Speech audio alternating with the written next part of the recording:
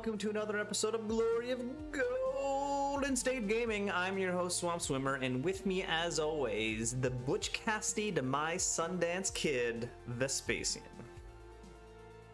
Hi, everybody. That's a good one. So I think it's time for us to bring back our favorite game here on the show. What would this character be in the Ninth Age? I haven't even thought about this one yet, but what would Dr. Jekyll and Mr. Hyde be in the Ninth Age? Ooh, that's a good one. So you want something that's kind of like, doctor experimentation, sort of a style, right? But I guess it could also be like connection to the dark gods. Like he flips a switch and then he becomes a Doom Lord. Yeah, something like that. One.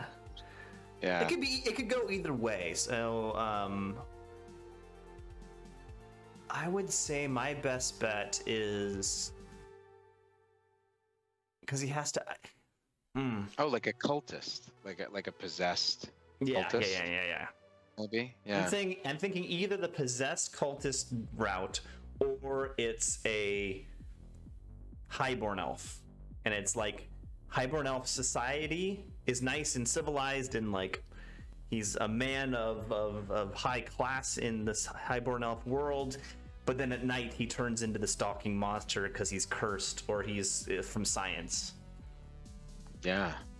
You could play, there's a bit of that trope. It has something that's like kind of like werewolfy / vampiric to it, right? Because of the interaction with the night.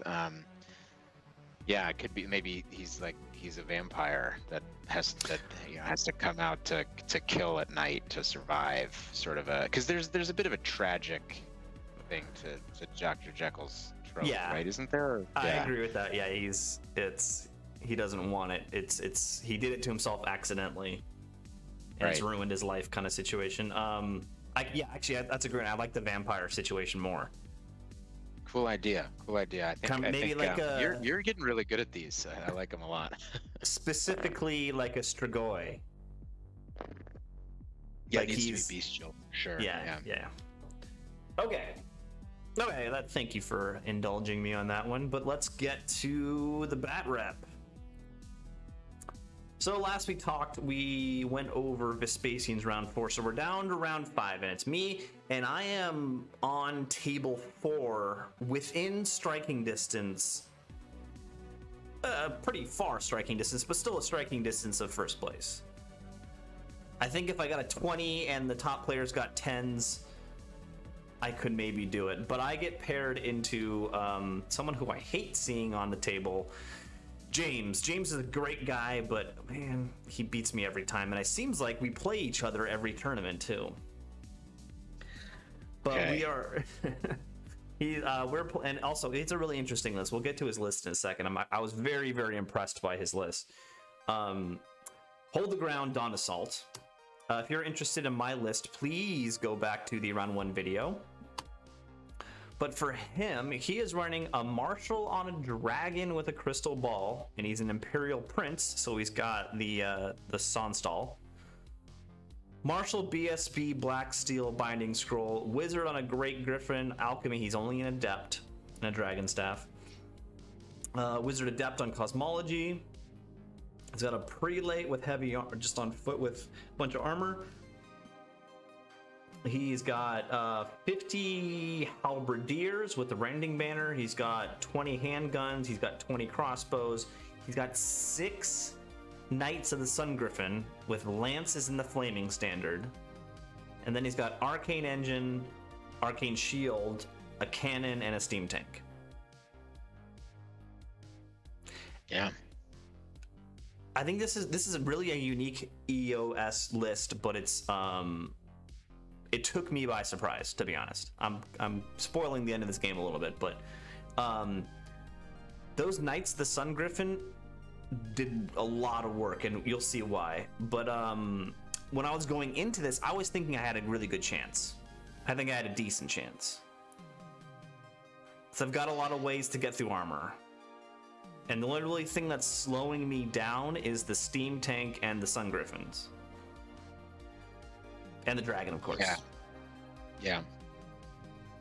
Yeah, those big flyers, unless your opponent charges them straight into the Minotaur Warlord, are gonna be tough for you. He's got a lot of shooting. You know, like despite having some pretty heavy combat threats, Yeah. he's still got 40 light infantry, right? As well as the magic range damage and all that kind of stuff. So you're gonna lose some bodies on the way in, right? Yep. Which is tough. Yeah, James and I talked quite a bit about this list before he submitted it, and I think the part that he was the most questioning was the Six Knights, the Sun Griffin. Sort of classic wisdom is that like, because the main damage dealer in that unit is the Griff, and the second rank of the Griffs can't strike because they're harnessed.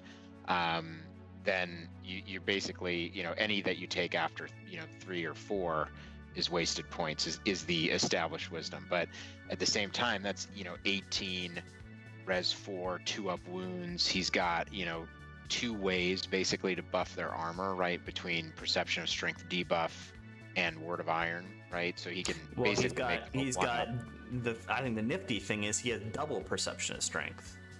Correct. Yeah. So they're basically going to be a 1-up. Right.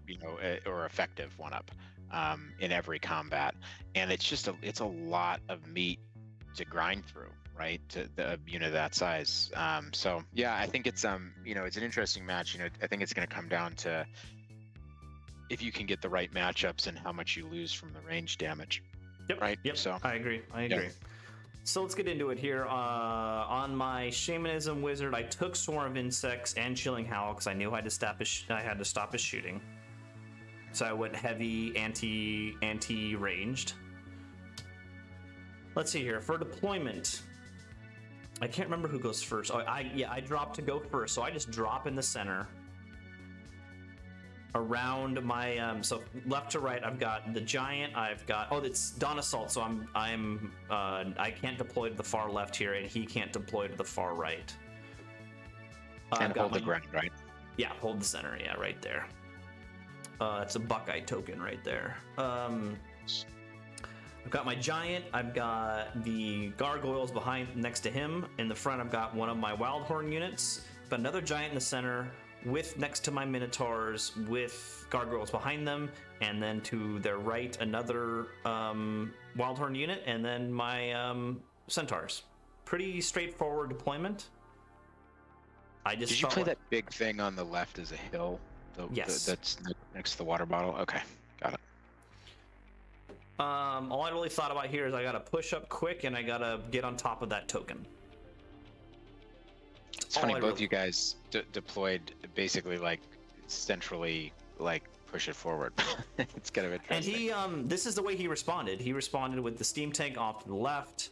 These are the handgunners, his big halberd unit with the characters in it, the arcane engine behind it, the cannon behind it, the crossbows back here. This is the dragon in the front. It looks like a griffin, but it's actually a dragon.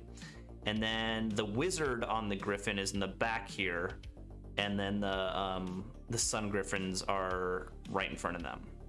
Kind of, he wanted to sit on the hill, which I don't blame him, and shoot me. But in my turn, top of 1, I just push forward. I push hard. Actually, no. I didn't push hard over here because this is ruins. I just kind of want to walk through the ruins. I push one giant on the far left behind the hill, so he can't be shot from the cannons. Put the other giant behind the hill, so he can't be shot from at least the main cannon. The little cannon can shoot at him. And then I move the centaurs back around the middle of the lines to come up in the center to hopefully get end rounds of the secondary on the center. Because I know the centaurs aren't going to do anything to anyone over here, so I just wrapped them around the back. Okay. Yeah, I get off Blackwing Totem to maybe get a long charge off, and that goes to his turn. This is after his movement. There's not a whole lot here. Basically, he moves the dragon back over here to cancel any sort of ambushers I have. Yep. And beyond that, he really doesn't move a whole lot more. And this is another picture of the same thing. There's another picture of the same thing. Oh no, like this that's is after shooting. yeah. Oh, he does a lot of work on the Minotaur block. Oh yeah, I remember now. This is yeah. He does a ton of work for the Minotaurs, and that is mostly all from just light shooting. Yeah. Which is he rolled well, but still, I knew the Minotaurs were gonna die, but a lot of guys died. I think he also did a fire and ice into them also, but looking back, I realized there wasn't really a charge I wanted to do here. I should have, instead of doing Black Wing, I should have put Clouded Eye on them to make him distracting and MR3.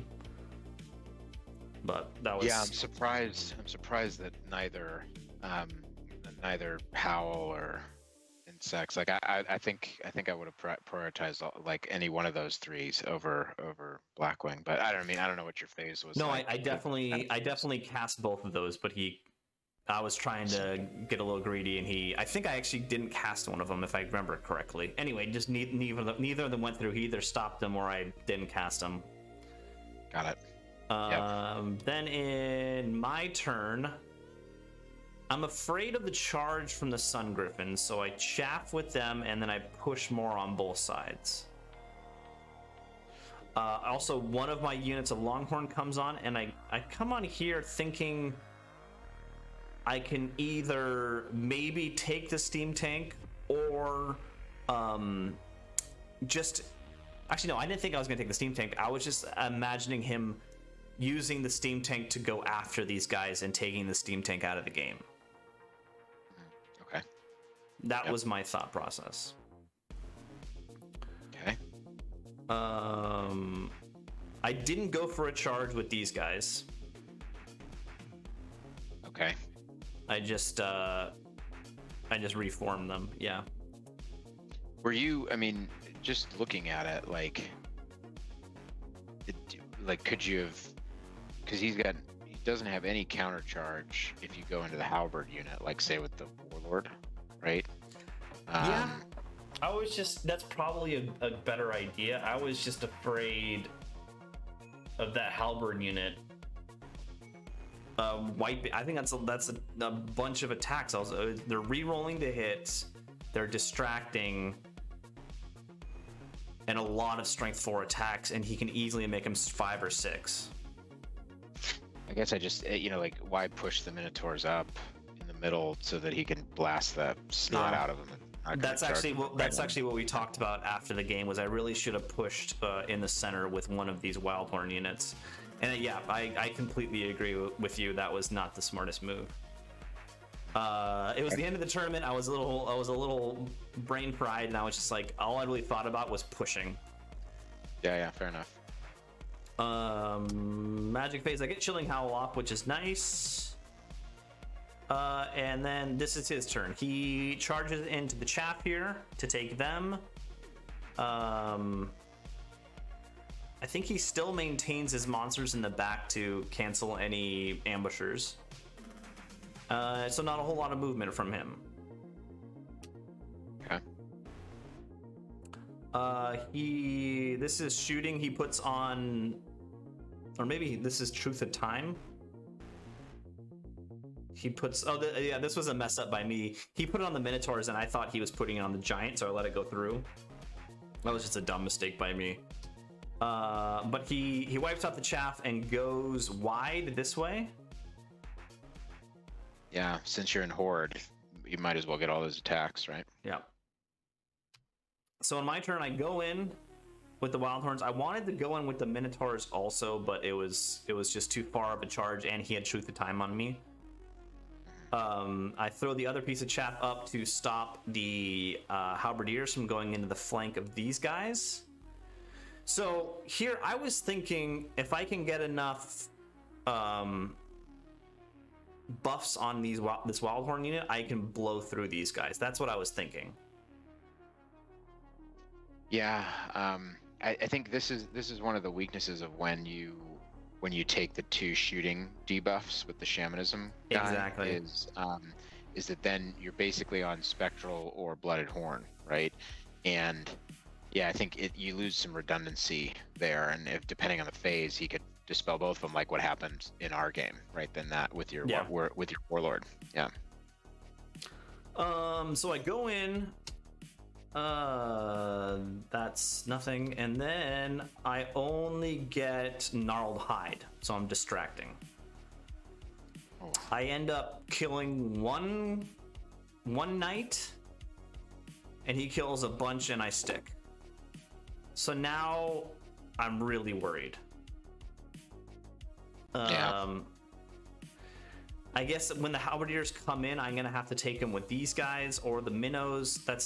We'll get there. His turn, he charges the chaff with the halberdiers, of course. He has a good magic face. He puts Word of Iron up on these guys, so they're a 1-up armor save. He gets Perception of Strength off on the Wild Horns, so they're -1 strength. Yep. Basically, it's not good for me right here. And then in his shooting phase, I think he does some random shooting, nothing crazy. He puts his steam tank toward these guys because he wants to pin them.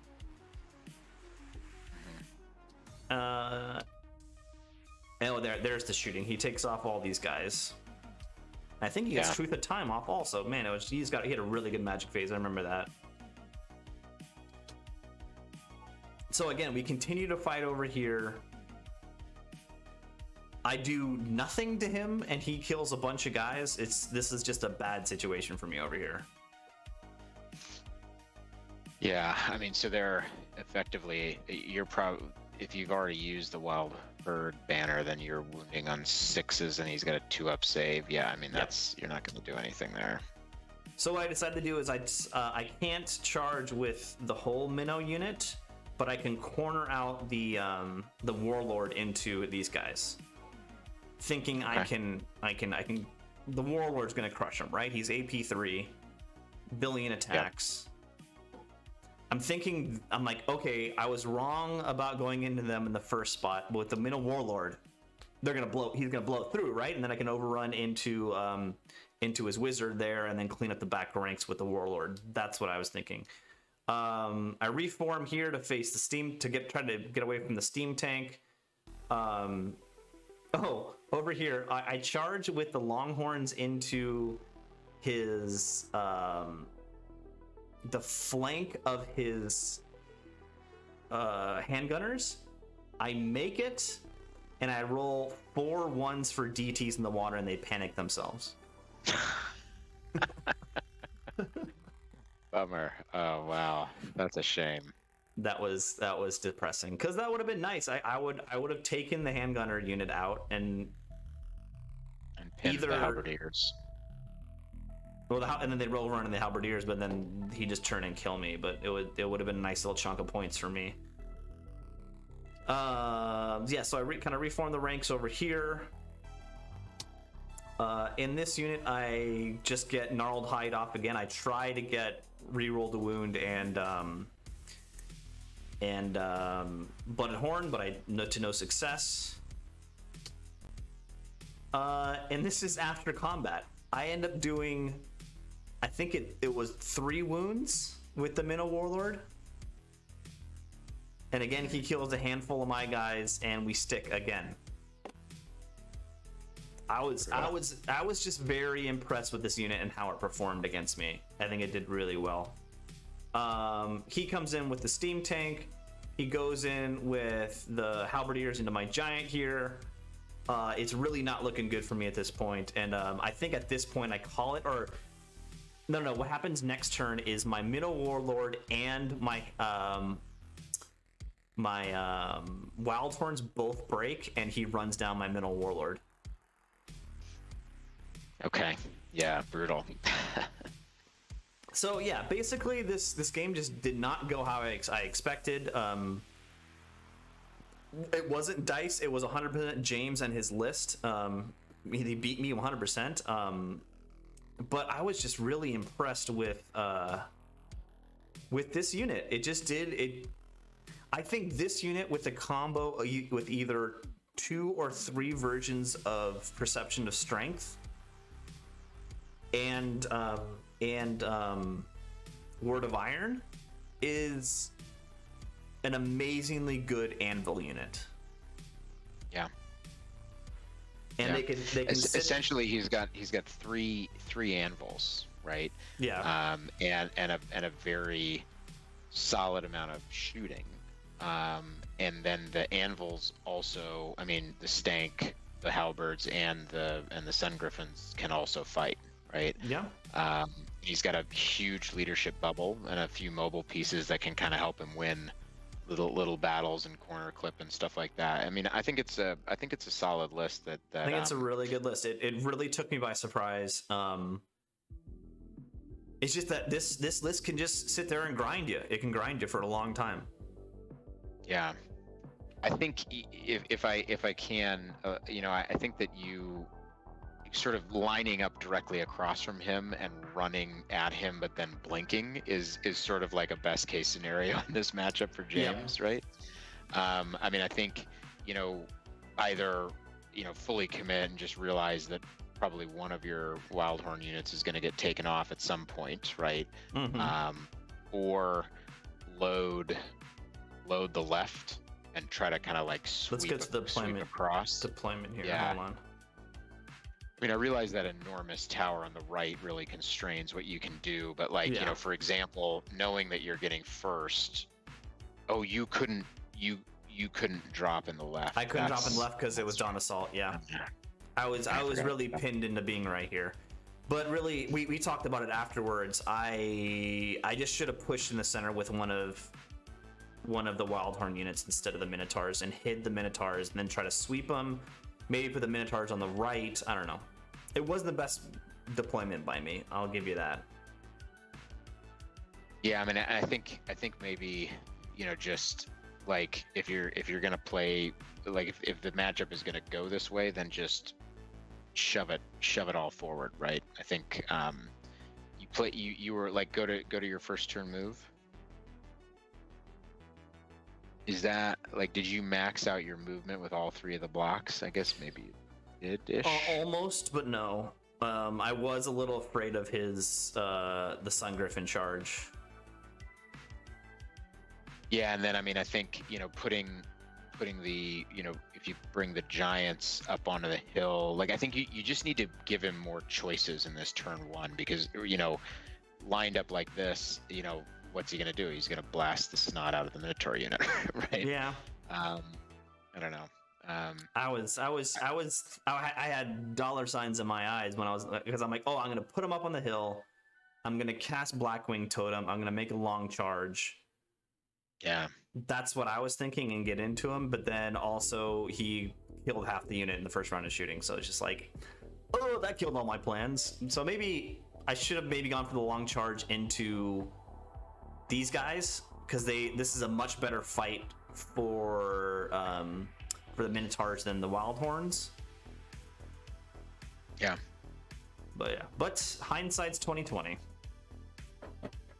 No, it's I think the deployment sort of puts you in a bit of a box, and you know there for your list game style there weren't a lot of options, right, which allowed him to, you know, to counter deploy with a lot of confidence, right? Mm-hmm.